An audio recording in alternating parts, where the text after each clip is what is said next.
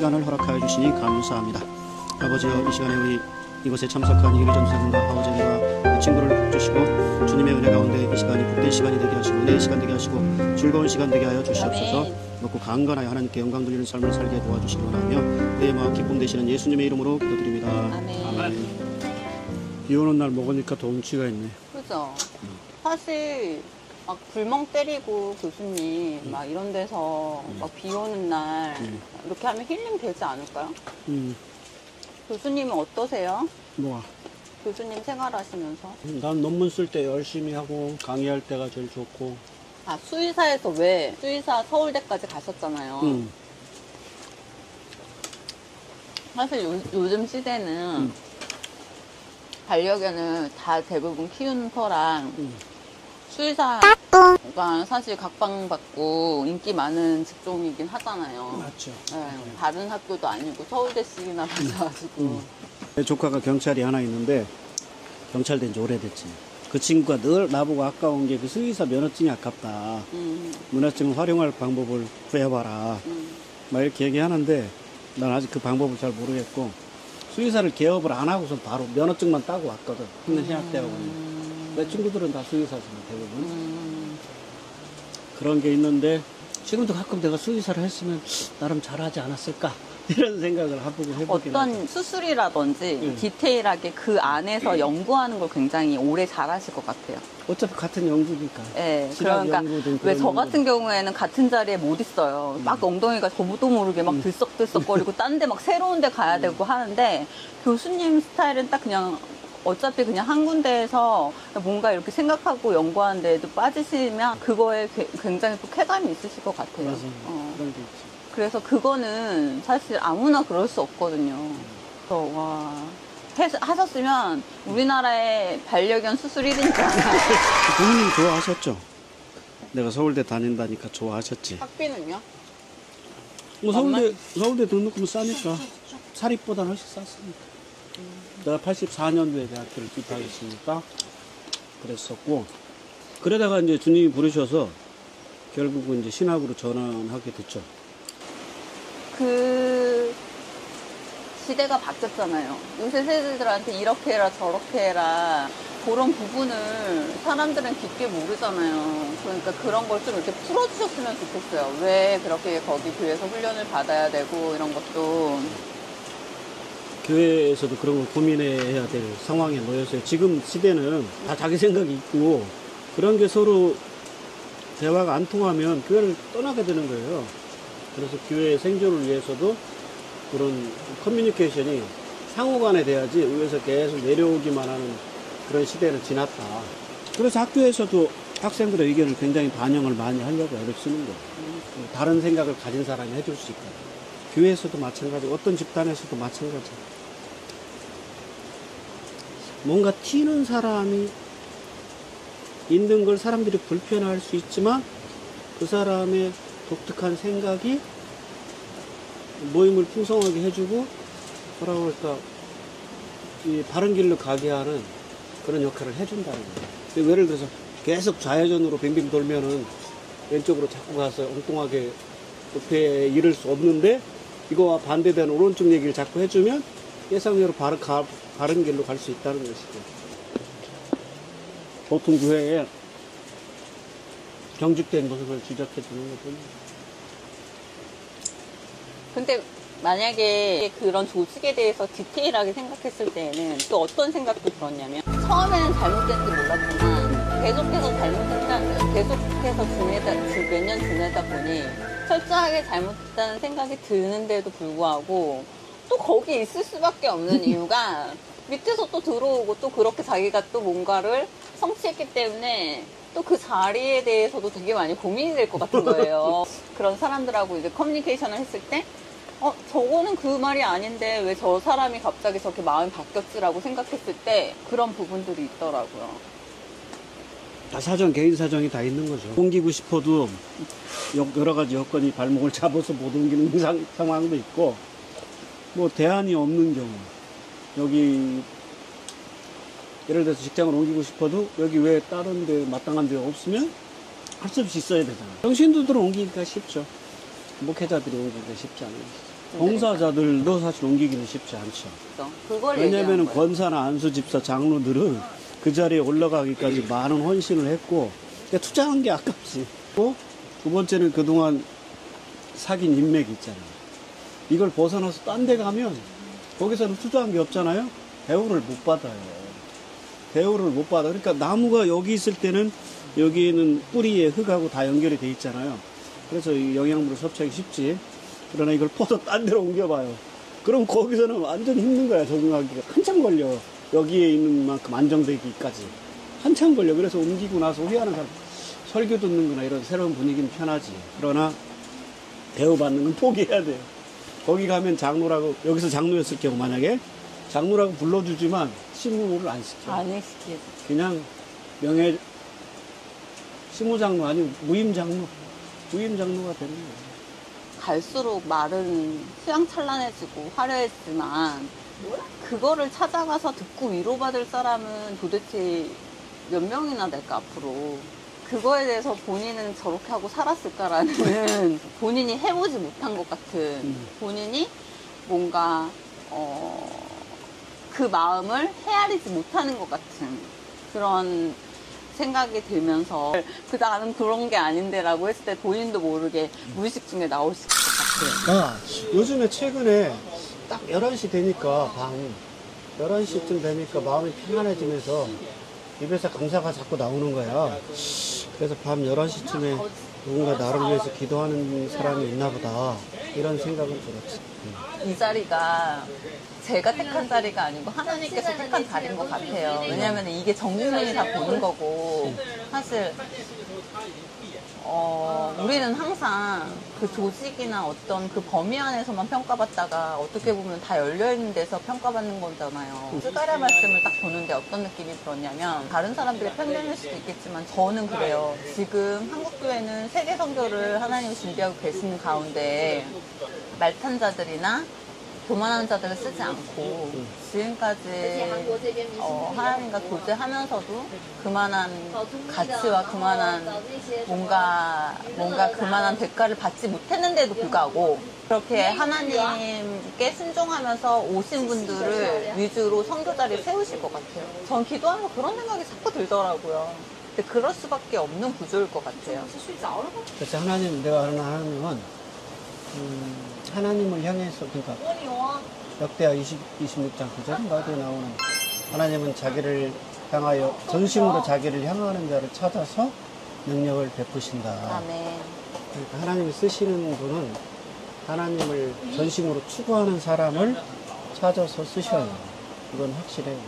나는 청년 때를 그래서 그렇게 기도를 많이 했고 요즘에 그렇게 기도를 많이 못하는데 신학교 들어갈 때도 계속 응답이 안 와가지고 3일 금식, 4일 금식, 일주일 금식을 한 10번 정도 했지.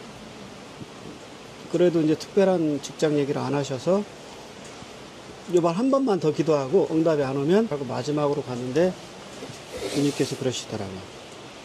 내가 만약 그러니까 첫날에도 월요일에 갔는데 첫날에도 대답 없고 둘째 날에도 대답 없고 수요일 날 아침에는 이쪽 귀에다가 툭 치면서 사람이 짝지은 것을 사람이 나누지 못할지니라. 이 말씀을 딱 들려서 차인배를 올리게 한 5분 전? 그래도 그때 우리 집사람하고 좀 교제하고 있었는데 그렇게 해가지고 그때 딱 깨달았죠. 우리 집사람하고는 자기 이미 하나님이 정해줬구나. 그래서 나누면 안 되고 나눌 수 없다. 나누지 말라. 이 세 가지로 해석이 돼서 이제 그건 응답을 얻었고. 그 다음에 금요일 날 이제 마지막으로 내려오기 전에 딱 헌금을 하는데 위에서 쑥 성령님이 내려오더니 그러시는 거예요. 내가 만약에 내 소원을 들어주면 나도 네 소원을 들어주겠다. 그 주님 소원이 무엇입니까? 그러니까 평생에 기도와 구제를 하는 것이 다 백부장권 행렬처럼. 제가 하겠다고 하면 내 목숨을 가져가 주셔도 좋습니다. 그 소리 쳤지.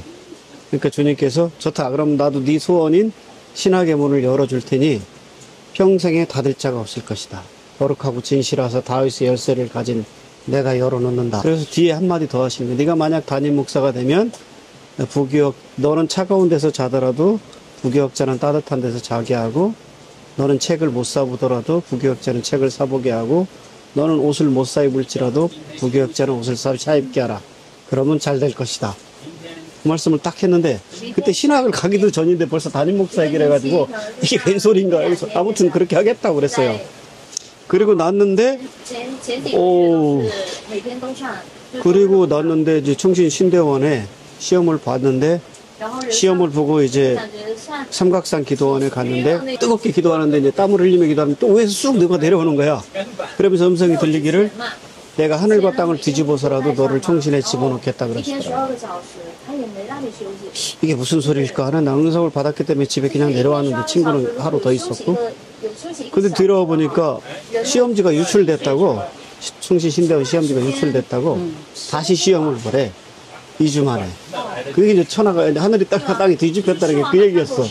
그래가지고 그때 처음 시험 봤을 때 내가 MDB 합격은 했지만 수석은 못했어요.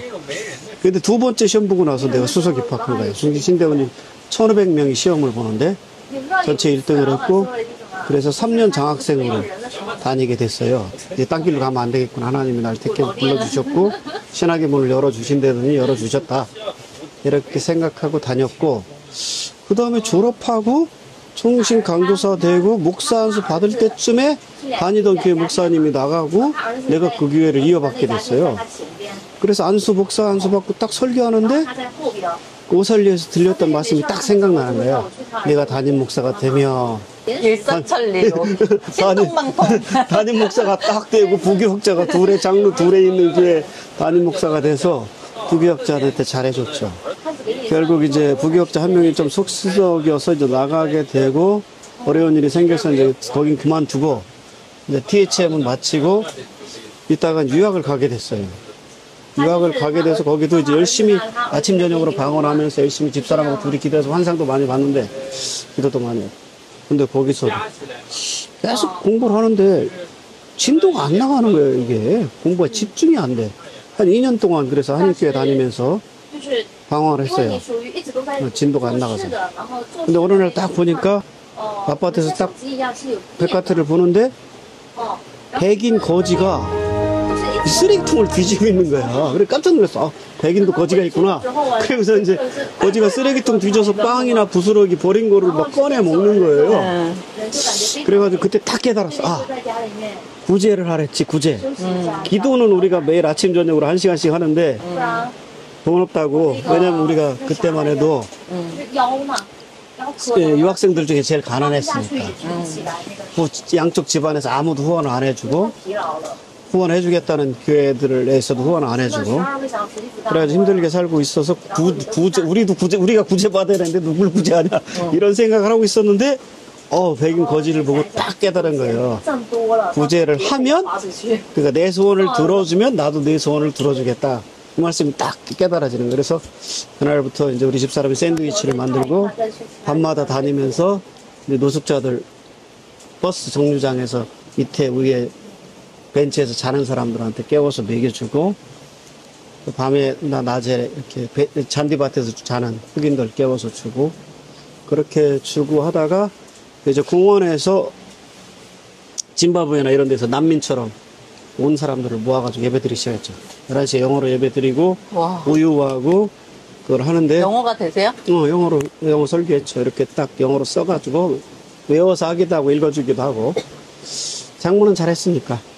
그렇게 해서 직장 없는 사람들에게, 그 동네에는 경비원이 많아요. 그 총기 사고가 많아서.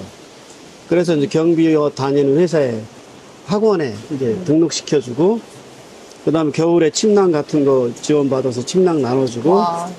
그런 거 했는데, 그리고 잠잘 데 없는 애들한테 이게 재건축하기 직전에, 이렇게 무너뜨리기 전에 그런 것을 싸게 임대해서 거기서 자게 하고, 이런 일을 많이 했는데, 그렇게 한 사람 앞에 직장을 하나 구해줄 때마다, 지도 교수님 그렇게 안 읽어주던 논문이 쫙쫙 나가면서 책도 한 장씩 나가는 거예요.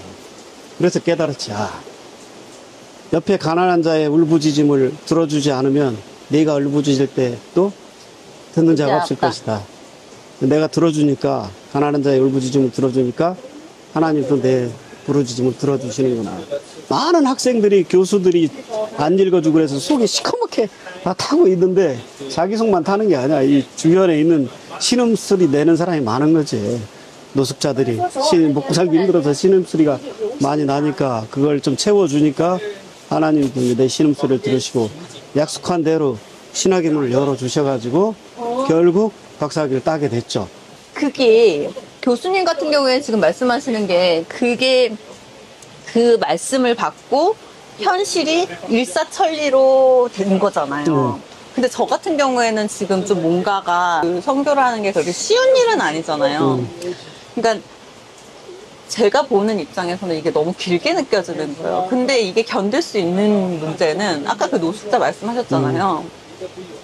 그거를 도울 때 내가 뭐 잘 되겠지라고 하는 마음도 없지 않아 있지만 너무 가족 같고 짠하고 챙겨주고 싶은 마음이 제 마음이 아닌 것 같아요.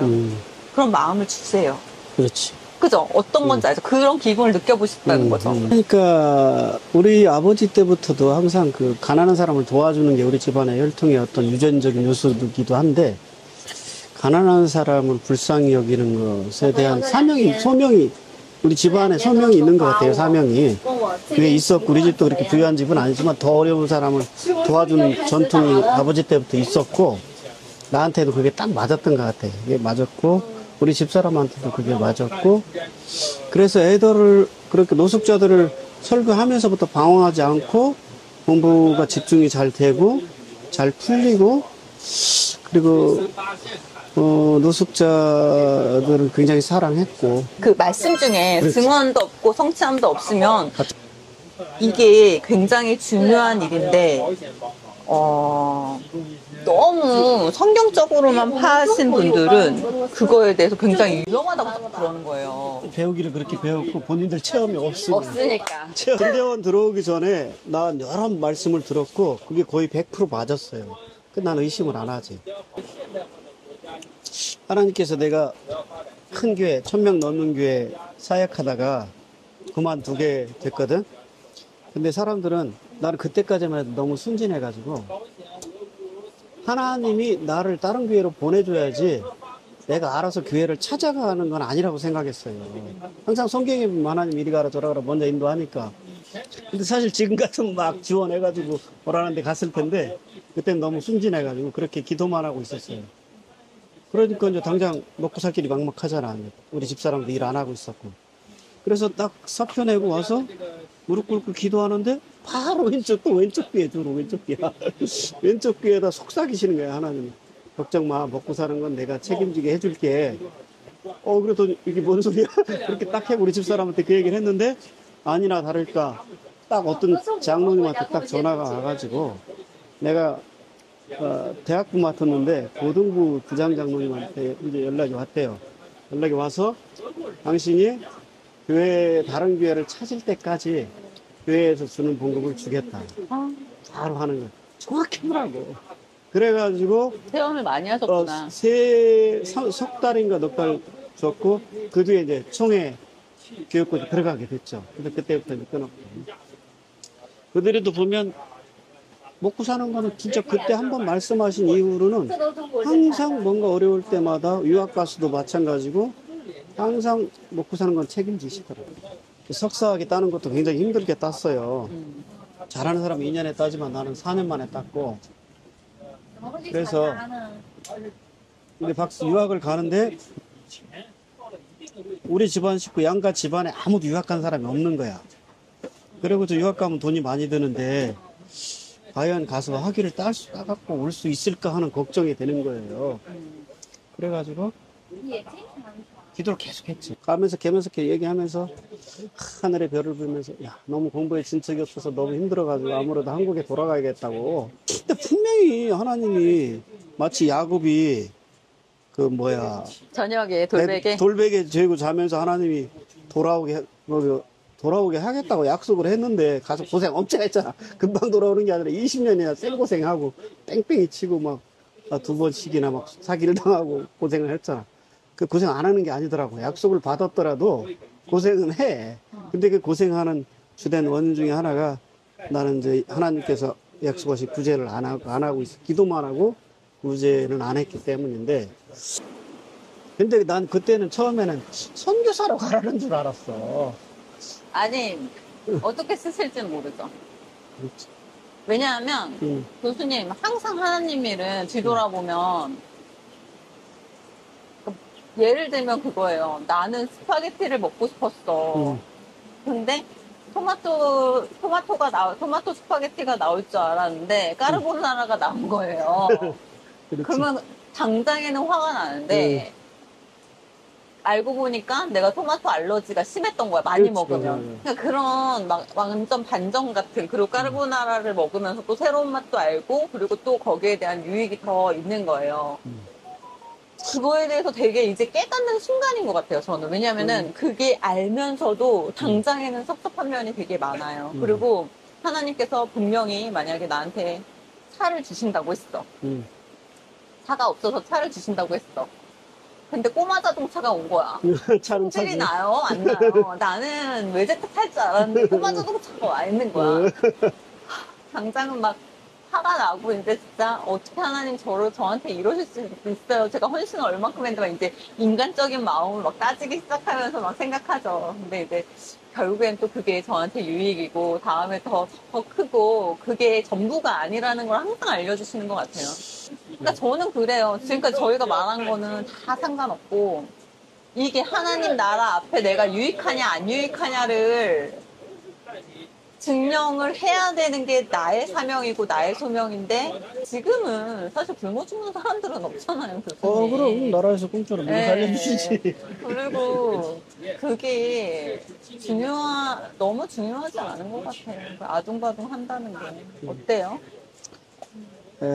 단지 뭐 그냥 먹고 사는 건 누구나 살지. 근데 삶의 질이 문제지.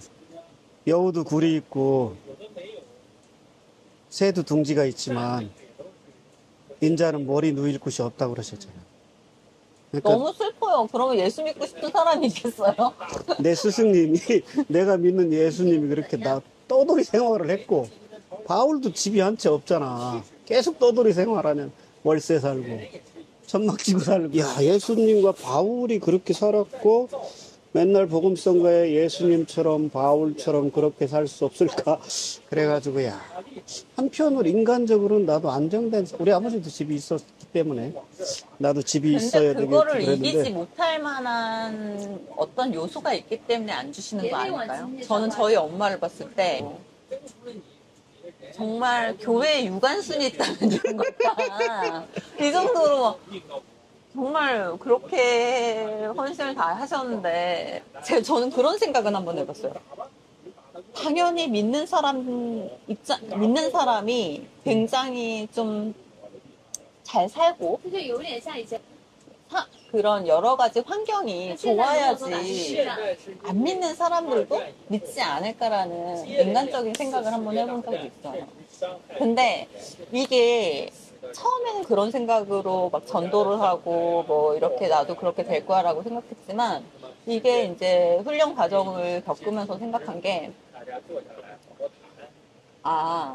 내가 하나님께서 이만큼을 채워주셨을 때 그거를 포기 못하고 이만큼 갖겠다는 그 생각에 대한 걸 이기지 못하기 때문에 안 주시는 거고 사실 그런 힘든 상황이나 나에 대한 단점이나 약점이 계속해서 처음에 몰려온 이유에 대해서도 굉장히 되게 억울했거든요.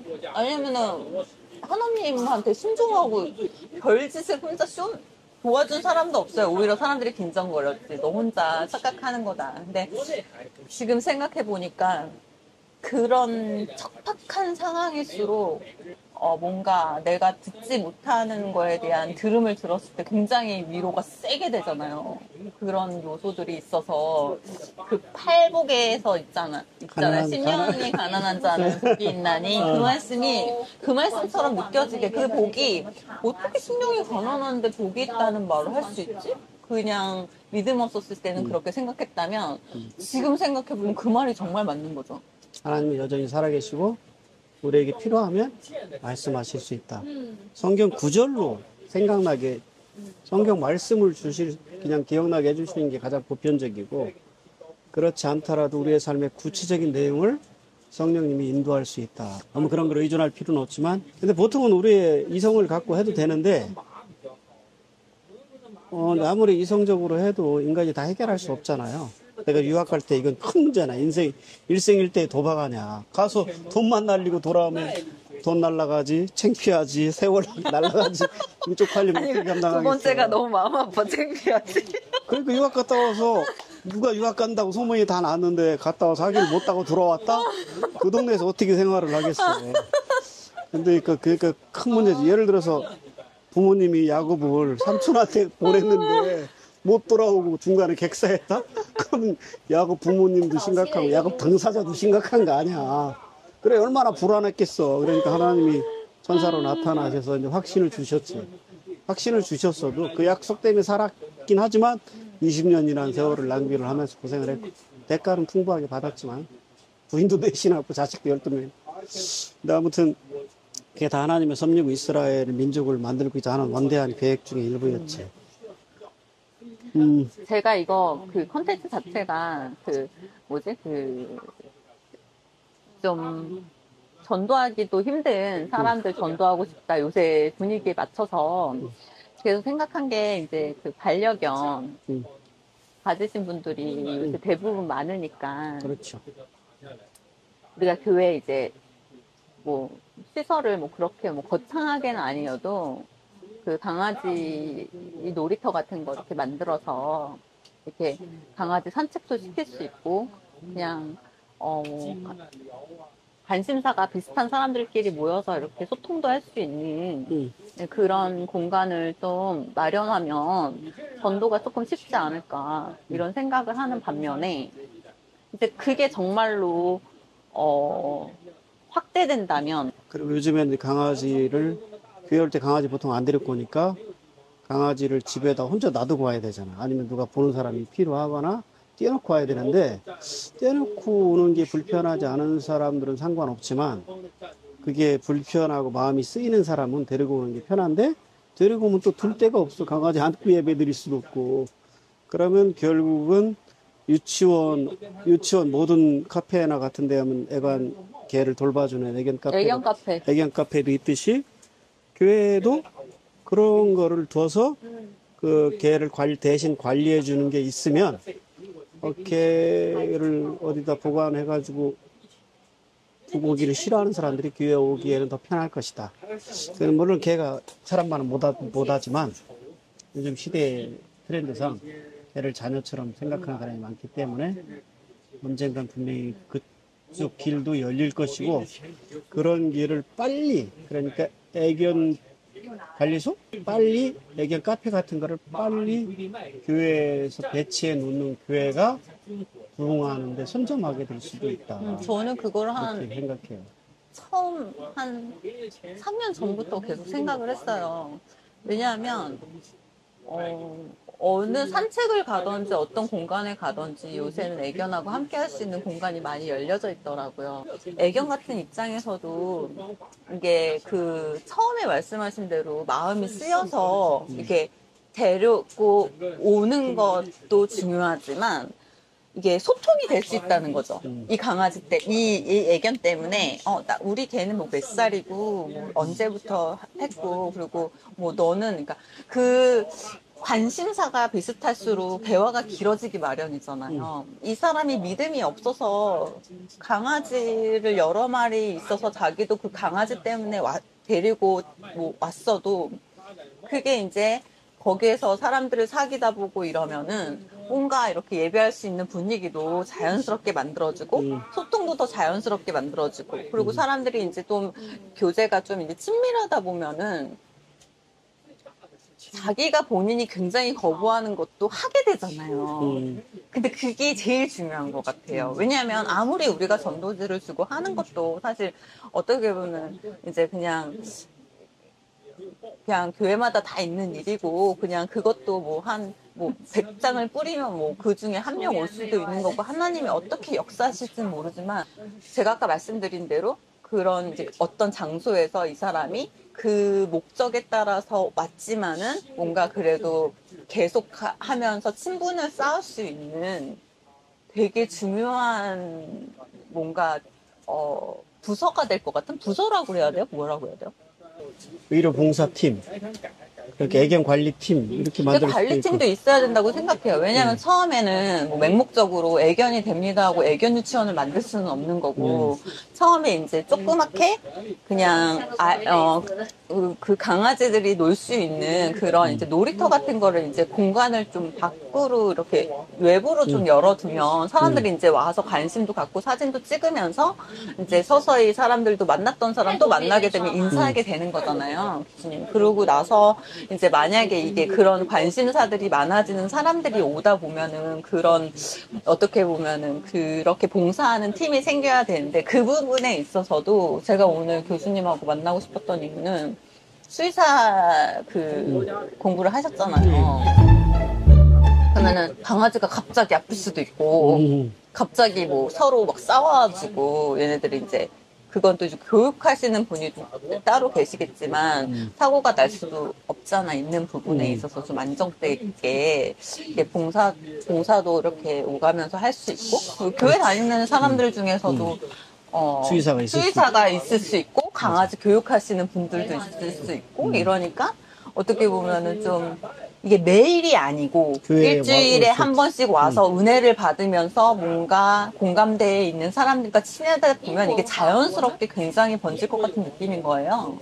그래서 이걸 좀 했으면 좋겠다라고 생각을 하지만 이게 또 교회는 영적인 곳이고 거룩한 곳이잖아요. 근데 이제 또 강아지는 이제 혼이니까 혼이라는 그거에 마음을 너무 걔한테만 쓰는 거 자체도 어떻게 보면 또 죄가 될 수 있는 거잖아요. 믿는 사람들이나 아니면 사역하는 사람들 입장에서는 그런 것도 굉장히 조심스러운 거예요. 조심스럽죠. 그래서 아직은 이러다라는 옛날에는 교회에서 커피숍을 연계해서 여는 것을 상상도 못했죠. 그리고 저거 드럼도. 교회에 커피숍 한다는 걸 굉장히 싫어했는데 이제 그건 다 기본이 됐잖아요. 저는 교수님 말씀을 딱 들으면서 이런 표정도 되게 가까이서 처음 봤잖아요. 교수님이 이제 강의하실 때도 거의 뭐 표정으로 이렇게 계속 말씀하시는데 이렇게 막 정말 살아있고 막 그런 진지하고 막 좀 하나님 만났다는 그 기쁜 표정 막 여러 가지 막 표정들이 막 한 번에 보이면서 합적이 드라이 할 거야. 그 체험은 없을 거야. 이런 선입견을 많이 갖고 있더라고, 생각보다. 그리고 성령 체험도 했다고 말씀을 하시는데도 불구하고 약간 뻥처럼 느껴져요. 아니, 본인의 생각이 아닐까, 혹시? 근데 오늘 들어보니까 너무 확실하고, 그리고 아무튼 저랑 비슷한 면이 생각보다 많아요. 영적인 체험을 가진 사람이 좀 있지만 그렇게 많지는 않지. 그리고 좀 학교에서 웃으세요. 한 달 내내 잠이 못 깼어요. 왜냐면은 나 그 헛소리가